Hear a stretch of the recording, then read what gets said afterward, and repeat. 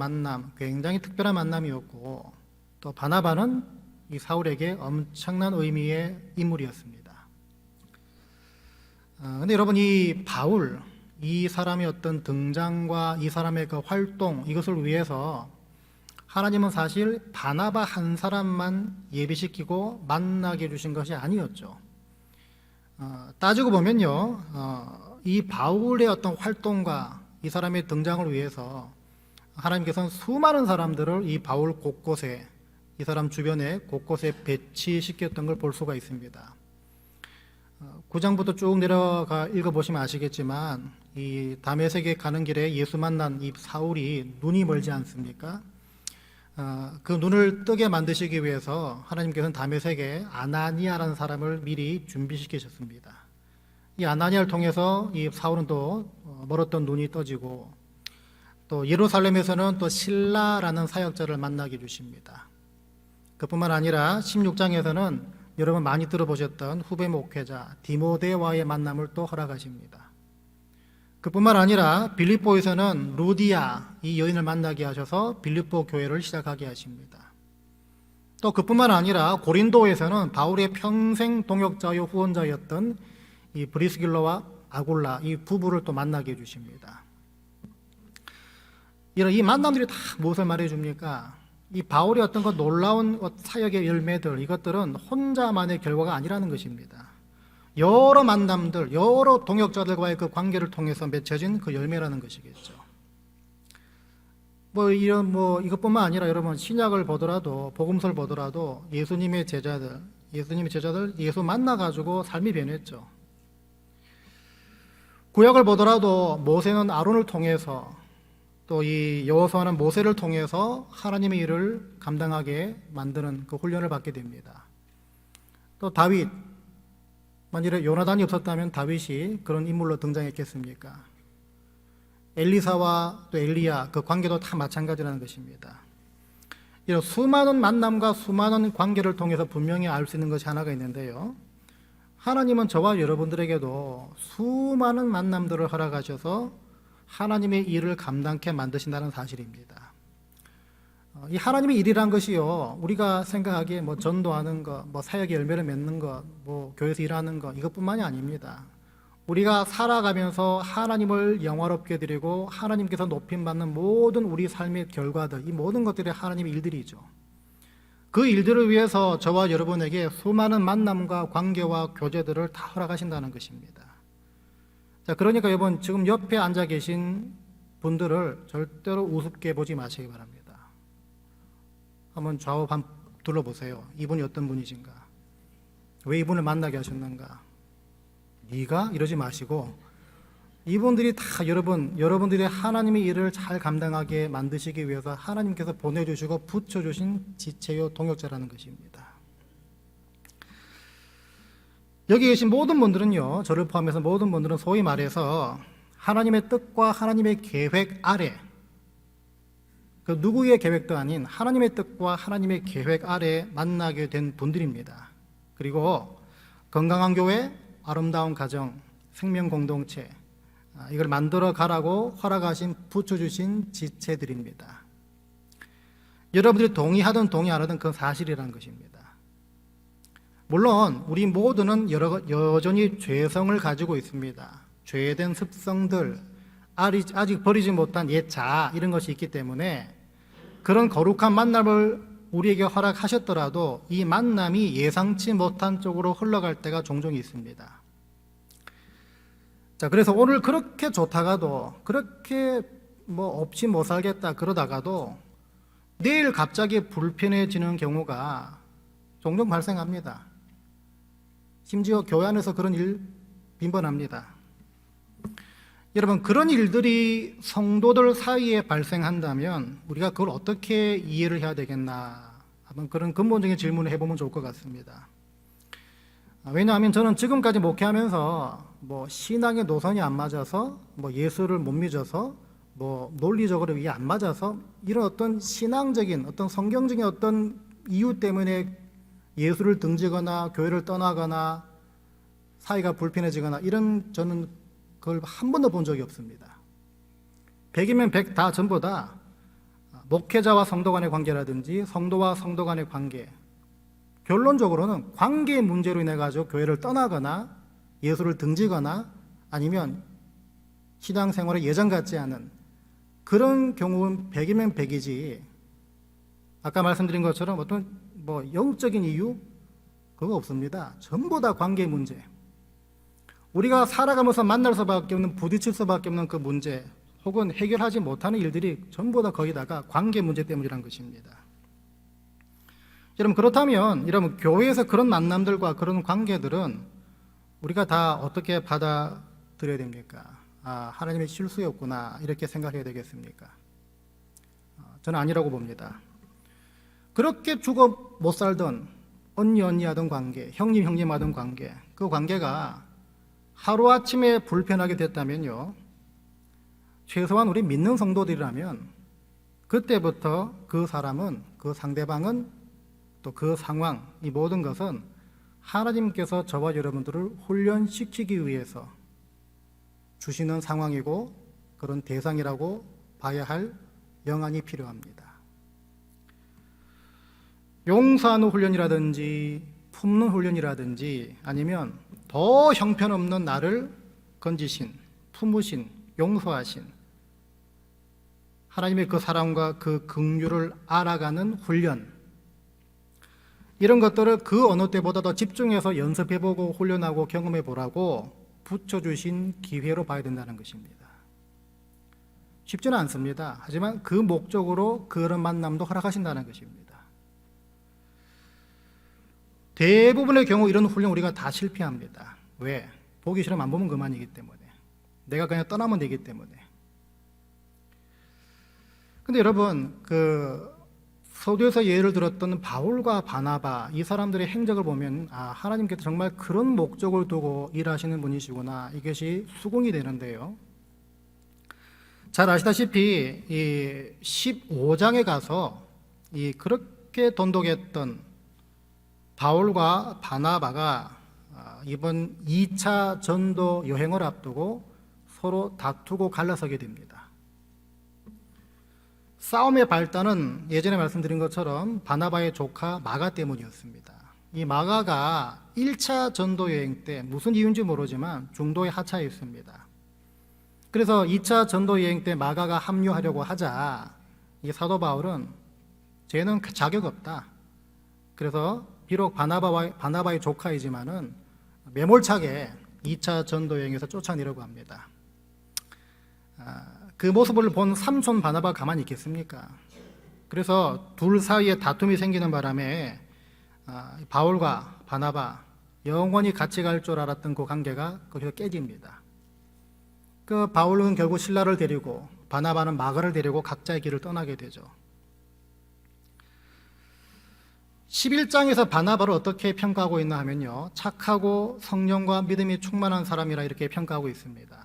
그런데 이런 사람이 갈라설 정도였다면 이 바울도 굉장히 한성깔한 사람이었겠죠. 굉장히 일중심적이고 사람의 관계라기보다는 어떤 일중심적이고 주도적이고 이런 사람이기 때문에 마가 쫓아내는 거 그렇게 어렵지 않다는 것입니다. 그런 사람, 그런 성향 안 맞으니까 이 바나바, 바울 결국 갈라섰다는 것입니다. 또 이렇게 끝날 줄 알았던 관계가요, 세월이 많이 흐른 다음에 바울이 이 마가를 찾기 시작합니다. 비교적 바울의 이 사역 말기에 해당되는 이 디모데 후서 4장을 보면 이런 말씀이 나옵니다. 누가만 나와 함께 있느니라, 네가 올 때에 마가를 데리고 오라. 그러면서 뭐라 하냐면요, 그가 나의 일에 유익하니라, 이런 말을 합니다. 쟤는 자격 안 돼 라고 쫓아냈던 사람이었는데 세월이 지난 다음에 무슨 과정, 무슨 어떤 사연이 있었는지 모르지만은 이제 바울은 뭐라고 말합니까? 마가를 데려와라. 왜냐하면 그 사람은 내 일에 유익하기 때문이다, 이렇게 평가를 합니다. 이걸 봤을 때 여러분, 바울은요 마가를 분명히 용서하고 또 품었다, 어떤 과정, 어떤 사연이 중간에 있는지 모르지만은, 구체적인 건 모르지만은 어떤 이유든 간에 결국에는 마가를 용서하고 품었다는 것입니다. 그죠? 마가 역시 그 사도행전 15장에서 갈라 섬의 그 사건을 계기로 해서 더욱더 복음 전파에 힘썼던 걸로 기록되어 있습니다. 상처였지만 그 상처가 결국에는 그 사람들을 더 강건하게 만들어줬다는 것입니다. 실제로 그랬다는 것입니다. 싸움의 대상이었던 바나바, 이 사람과의 관계는 결국 어떻게 됐는가 하면 나중에 고린도전서 9장을 보니까요, 바울 본인의 그 사도직을 변호할 때, 이 고린도 교회 안에 사도 바울의 그 사도직에 대해서 걸고 넘어지는 사람도 있었거든요. 당신은 예수님의 직속 제자도 아닌데 뭔 사도냐, 이런 식으로 걸고 넘어지는 분들이 계셨는데, 그 사람들한테 자신의 그 사도직의 정당성을 변호할 때 어떤 말을 하냐 보니까, 바나바를 좋은 사도로 예를 들고 있는 걸 보게 됩니다. 몇 년 전에 그렇게 싸워서 갈라섰던 바나바를 그 사람은 좋은 사도야, 이렇게 예를 든다는 것입니다. 이걸 봤을 때 바나바의 관계도 분명히 회복됐다는 걸 추측할 수가 있는 것이겠죠.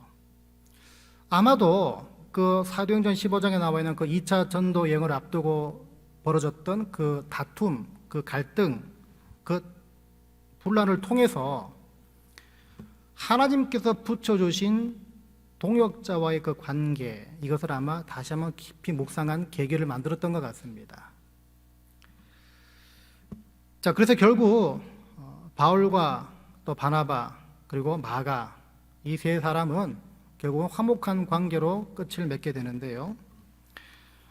여러분, 이 관계들을 통해서, 이 어떤 해프닝을 통해서 분명히 알 수 있는 것은, 하나님은 성도들 간의 그 관계 문제 때문에 절대로 손해보는 분이 아니라는 사실입니다.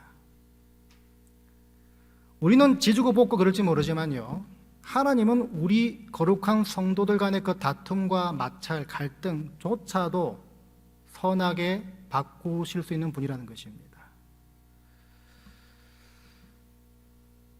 더 정확히 말하면요, 하나님은 하나님 손에 붙들린 하나님의 자녀들, 성도들, 일꾼들, 그들의 갈라섬과 다툼도 사용하신다는 것입니다. 여러분 잘 아시는 예루살렘 교회에 또 분란이 있었죠. 그 헬라파 과부와 또 유대인파, 히브리파 과부 사이에 갈등이 생겼죠.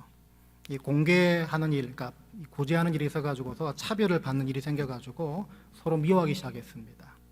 그런데 그 다툼과 갈라섬과 분쟁이 결국 어떻게 됐습니까?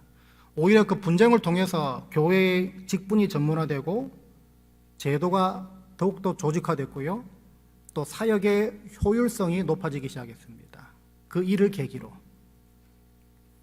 이게 뭡니까? 하나님은 성도들 간의 다툼의 문제를 통해서 절대로 손해보는 분이 아니시라는 것입니다. 그 모든 것들도 사용하신다는 것입니다. 단 어떨 때 그 다툼의 문제조차도 하나님 앞에 올려드릴 때에 하나님이 그걸 선한 것으로 바꿔주신다는 것이죠. 하나님은 지속적으로 말씀하십니다.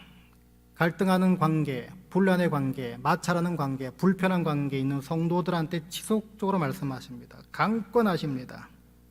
그래서 여러분 기억해야 될 것은요, 성도들 간의 불편한 관계에는 과정과 때는 다 다를지라도 결국에는 하나님께서 받으실 영광의 열매들도 있어야 한다는 점입니다.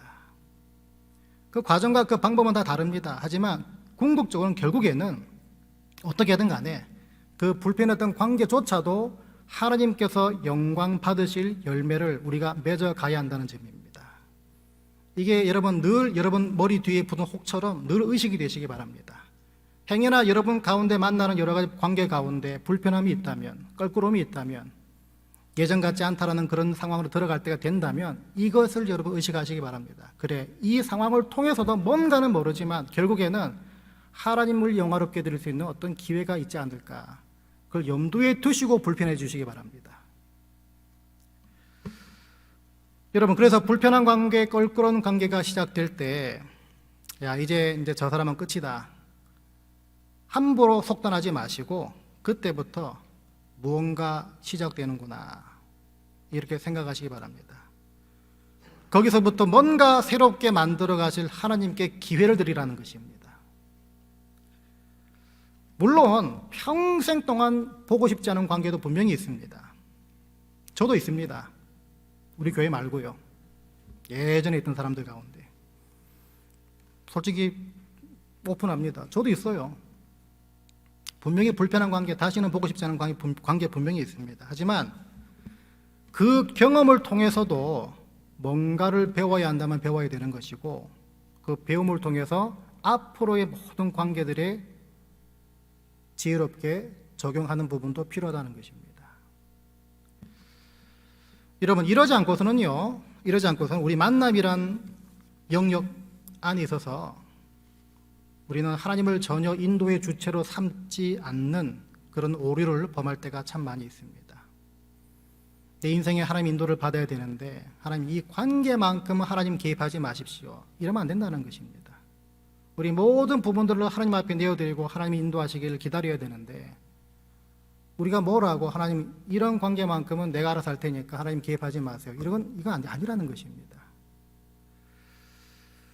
여러분, 만일에 이 교회란 것이요 예배만 드리는 공동체라면 교회는 관계 문제가 생길 수가 없습니다. 그렇지 않습니까? 그런데 여러분, 교회는 예배 드리는 것뿐만이 아니라 어떤 것입니까? 구제도 해야 되고 봉사도 해야 되고 섬겨야 되고 전도도 해야 되고 선교도 해야 되고 여러 가지 일들을 같이 해 나가는 것이 공동체입니다. 그러다 보니까 서로 부대껴야 되죠. 만일에 교회가 예배만 드리는 곳이었다면요, 주님도 굳이 말 안 듣는 제자들 끌고 3년 동안 같이 살 필요 없었습니다. 그렇지 않습니까? 그냥 가르치고 이적 보여주시고 믿냐 안 믿냐, 못 믿겠으면 내일 다시 와라, 그럼 되는 거 아닙니까? 근데 예수님은 제자들과 함께 공동체 생활하셨습니다. 부대끼며 살았습니다. 지지리도 말 안 듣는 제자들 데리고 지속적으로 인간적인 말로 빌리자면 상처받으면서 그 제자들을 인도하셨습니다. 제자들 역시 각자가 다른 성향 가지고 있고 각자가 다른 배경을 가진 상태에서 서로 부대끼며 살았습니다. 그래서 누가 높냐 누가 크냐 항상 그 논쟁 아니었습니까? 그런 제자들과의 관계였는데 예수님은 그런 제자들에게 섬김과 사랑을 가르쳤고 그 섬김과 사랑을 몸소 보여주셨습니다. 왜 그러셨을까요?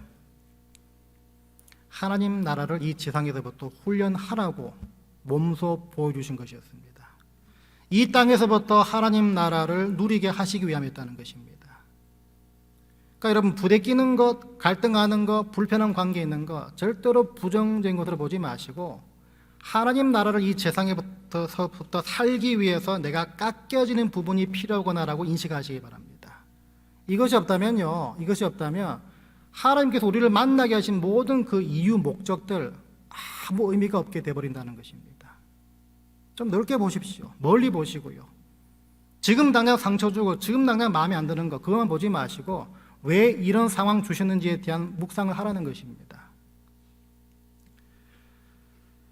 여러분, 우리가 이 교회로 함께 부름받은 이상 속된 말로 죽이 되든 밥이 되든 간에 우리는 서로 부대끼며 살아야 합니다. 그리고 깎이고 다듬어지는 그 훈련, 이것을 부단히 해서 천국에서 살아갈 연습을 미리 해야 됩니다. 지금 옆에 계신 분들 내게 붙여주신 이유 아무리 찾아봐도 그밖에 없습니다. 이 사람이 나한테 돈을 꿔주겠습니까? 대신 아파주겠습니까? 그거 아니지 않습니까? 아무리 생각해도 이 사람, 이 관계를 통해서 내가 이 지상에서부터 미리 천국을 살아가라고 붙여주신 지체라는 것입니다. 그 이유밖에 없습니다. 여러분, 그래서 누군가와 관계가 불편해지기 시작하면요, 그때부터는 참 죄송한 말이지만 기대하시기 바랍니다. 신 목사 뭐 말하나 싶겠지만 기대하시기 바랍니다. 저도 불편한 관계 생기면 기대하겠습니다. 예? 천국을 연습시켜주기 위해서 하나님께서 특별히 마련해 주시는 훈련이기 때문입니다. 어느 지역이 마찬가지겠지만 우리가 사는 이 피츠버그 지역에도 교회 가면 싸움하고 그냥 골치 아프다, 이런 인식, 이런 선입관, 이런 경험으로 꽉 차는 바람에 그냥 미국 교회 가서 예배 드린다든지 아니면 가정에서 인터넷 틀어놓고 예배 드린다든지 그런 분들이 많이 계시는 걸로 알고 있습니다. 실제로 그런 분들 만나봤고요.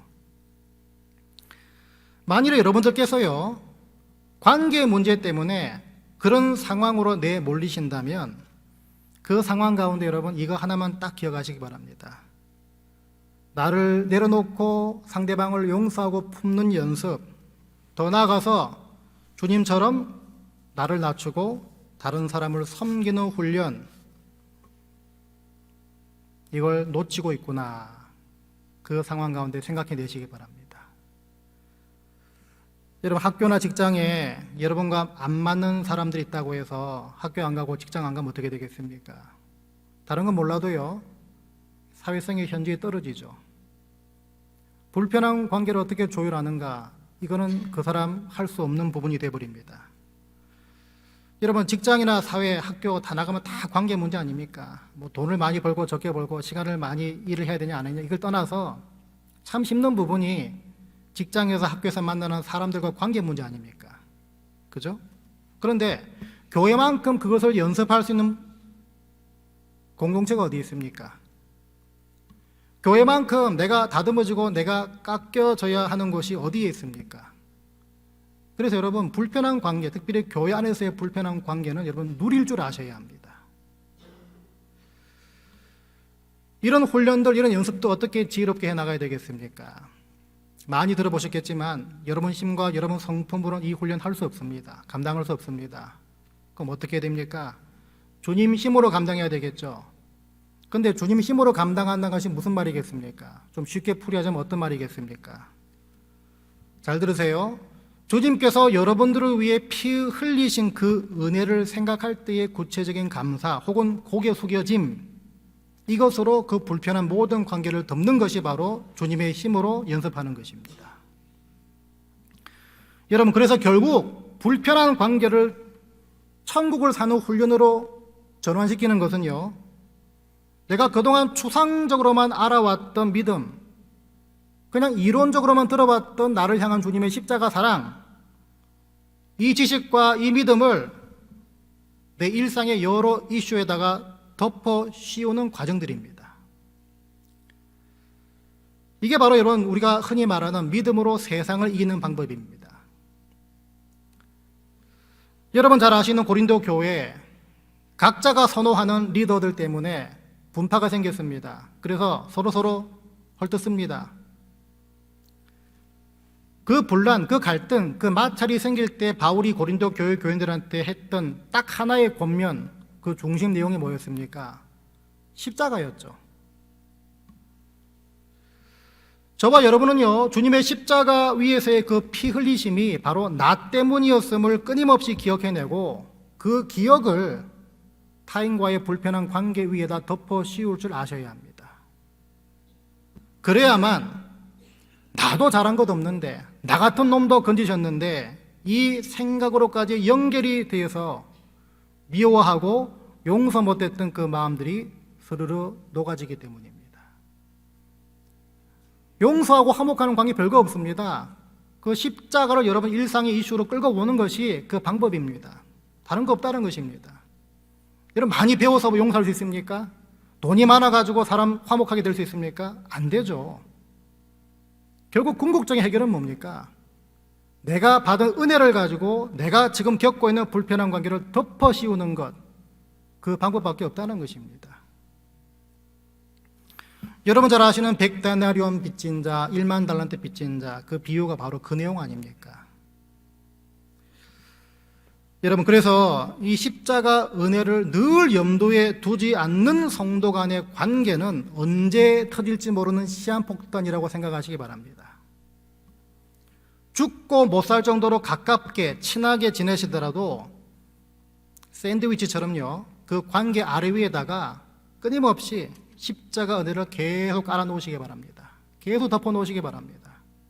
그래서 내가 늘 손해보는 것 같고, 내가 늘 용서하는 것 같고, 내가 늘 이해해 줘야 되는 그런 입장, 내가 늘 져주고 내가 늘 섬기는 입장이 되더라도 하나도 불편하지 않는 그 수준까지 자라나셔야 될 줄 믿습니다.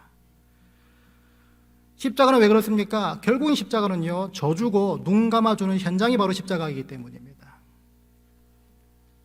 이것도 안 되면 여러분 교회에서 교제하시고 밖에서 성도들과 만날 때 적당히 그냥 적당히 거리를 두시고 교제하시고 만나시기 바랍니다. 목회자도 그런 것 같아요. 목사 사모도 그렇고 성도들과의 관계가 그렇게 가깝게 지내면 늘 상처가 생기고 오해가 생기고 껄끄럽게 됩니다. 왜 그렇습니까? 기대하는 게 있기 때문에. 그래서 저는 웬만하면 여러분 가까이 안 가지 않습니까? 그냥 주위를 맴돌다든지 그냥 한마디 툭툭 던지다든지 저는 그게 맞는 것 같아요. 괜히 저 가깝게 지내시다가 상처받을 일이 많이 생길 겁니다. 그래서 그게 맞는 것 같아요. 적당한 거리를 두는 것. 그죠? 여러분 저 알기 시작하면요 상처 많이 받습니다. 야, 저런 놈이었구나 이렇게 됩니다. 에베소서 2장 20절부터 읽어드립니다. 너희는 사도들과 선지자들의 터 위에 세우심을 입은 자라. 그리스도 예수께서 친히 모퉁이 돌이 되셨느니라. 그의 안에서 건물마다 서로 연결하여 주 안에서 성전이 되어가고 너희도 성령 안에서 하나님이 거하실 처소가 되기 위하여 그리스도 예수 안에서 함께 지어져 가느니라. 여러분 여기 참 가슴 벅찬 이야기 하나 있지 않습니까? 하나님이 거하실 처소가 되기 위하여. 저와 여러분이 뭔데 하나님이 우리 가운데 거하실 처소로 삼으시겠습니까? 그죠? 근데 그렇게 거하시겠다는 것인데 그 거하실 처소가 우리가 각자가 되기 위해서는요 뭐라고 말합니까? 살다 보면요 관계 가운데 서로 잘 안 맞는 부분, 쉽게 말해서 이 모퉁이 돌 서로 연결지어 잘 지어져 가야 되는데 한쪽이 튀어나오면 한쪽이 들어가야 되는데 서로 같이 튀어나올 때가 있죠. 그런 관계 얼마나 많습니까? 근데 그때 바로 십자가 은혜를 알고 그 은혜를 일상으로 끌고 들어올 줄 아는 사람이라면요 그 사람은 다른 사람을 깎고 다른 사람을 빚는 것이 아니라 자기가 깎여지고 자기가 빚어지기를 서슴지 않게 됩니다. 우리 교회에 그런 분들이 곳곳에 넘쳐나면 좋겠습니다. 하나님 저 사람 깎아주세요 이게 아니라 하나님 제가 깎여지겠습니다. 이런 분들이 넘쳐나면 좋겠습니다. 우리는요 이 교회로 부름받고 함께 만나게 된 것 애시당초 그런 식으로 서로 연결되어져 가지고 하나님의 주의 몸된 교회를 세워나가라는 것, 하나님이 거하실 처소로 예비시켜주고 또 그렇게 준비돼 가라고 그런 부르심, 그 목적에 합당한 모습으로 다 부름받았다. 늘 그 인식을 가지고 이 자리에 오셔야 합니다.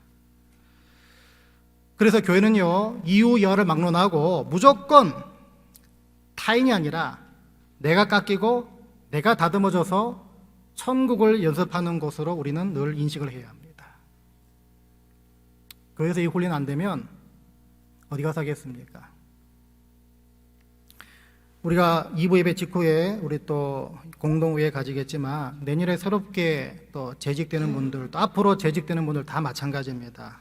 직분자들은요 직분 받는 분들은 결과적으로는 죽어지고 낮아지고 먼저 허리에 수건을 두르라고 그 본을 보이라고 주님께서 세워주신 직분입니다. 이 말씀을 기억하면서 직분을 받으시는 모든 분들은 이 말씀에 합당한 모습으로 섬기는 분들 다 되시기 바랍니다. 오래전에 어느 집사님 쓰신 글을 제가 읽어드리면서 말씀 맺겠습니다. 한번 잘 들어보세요. 가시는 우리를 깨어있게 합니다. 아무도 좋아하지 않는 달갑지 않은 일이지만 그 가시를 통해서 우리는 겸손하게 되고 주님께 한 발 더 가까이 가게 됩니다. 장미꽃에 가시가 없다면 장미가 아닙니다. 우리 삶에도 가시가 없다면 오만한 삶이 됩니다. 어떤 집사님 쓰신 글을 제가 그대로 옮겨왔는데요. 여러분 살다 만나는 가시가 여러 가지죠. 어떤 삶의 문제들, 무게들 다 가시가 됩니다. 또 많은 부분이 있어가지고 계속 나눴던 것처럼 불편한 관계가 여러분 가시가 될 수 있습니다. 그렇지만 무엇이 됐든 간에 하나님께서는 결국 우리를 장미로 만들어 주시기 위해서, 다시 말해 강건케 만들어 주시기 위해서 그 가시 같은 일들, 가시 같은 관계를 늘 허락하신다는 사실, 여기까지 다 열려있게 되시기 바랍니다. 특별히 십자가를 통해서 서로 간의 관계와 교제가 천국을 사는 연습이 되시길 바랍니다. 그래서 바라기는요, 우리 교회 모인 모든 피츠버그 한인연합장로교회라는 이름 아래 함께 모인 모든 성도분들, 주님 안에서 깎여지고 다듬어지기를 전혀 주저하지 않는 분들이 모이게 되시기 바랍니다. 이 부분이 실질적으로 이루어질 때 바로 이곳이 하나님 나라가 되고 이곳이 바로 천국이 될 줄 믿습니다. 이 사실 기억하시면서 여러분 가정에서부터 혹은 불편했던 직장 어떤 사람들과 관계로부터 하나하나 시작하시기 바랍니다. 그래서 여러분들이 서 있는 곳이 바로 하나님 나라 되기를 주의 이름으로 간절히 축원드립니다.